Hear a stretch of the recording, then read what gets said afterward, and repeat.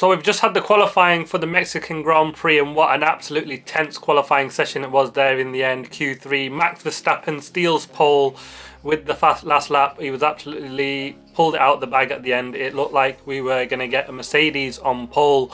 Unfortunately, George Russell messed up his final lap, and Lewis Hamilton, he got his first time in Q3 deleted for track limits, and it was all to play for at the end, and just about 3/10 off in the end. Final sector, but it was mega in the middle sector.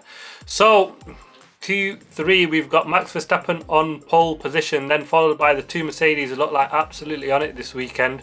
George Russell out-qualifies Lewis Hamilton, so it'll be Russell second, Hamilton third. It'll be brilliant to see them going down into turn one. I'm not sure pole is the place to be, actually, with dragging all the cars down that long straight into turn one.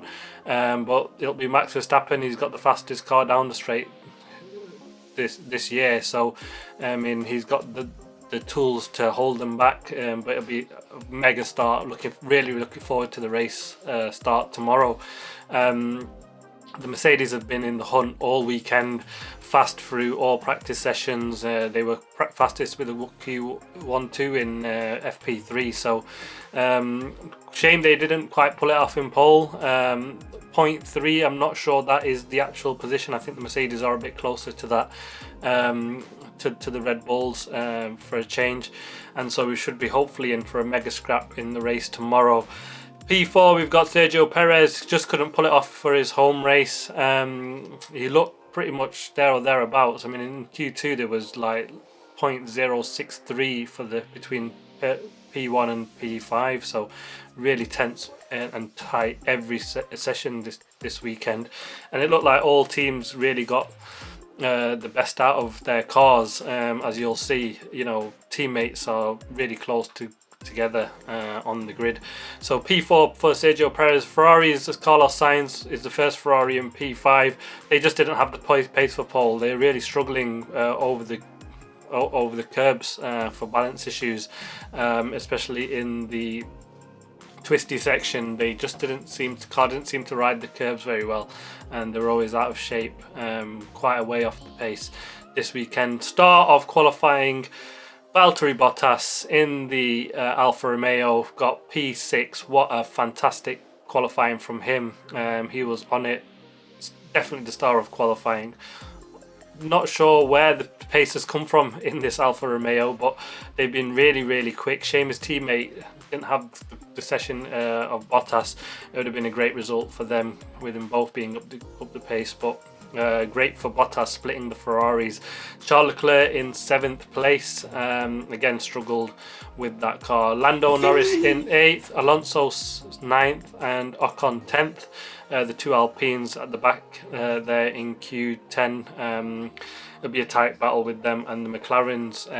Danny Rick in P11, again got out qualified by his teammate, but at least he managed to get out of Q3. A better weekend for him so far, but I think that was not the best session.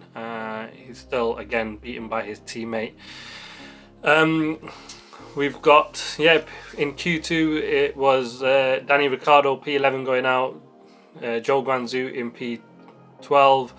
Yuki Tsunoda out-qualified his teammate Gasly, their 13th and 14th, and Kevin Magnussen, who beat his Haas teammate, much to the frustration of Mick Schumacher, who he kicked out in Q1, considering Kevin Magnussen is taking a 5-place grid penalty, so that's not the person you wanted to go into Q2, because he's going to take a 5-place grid.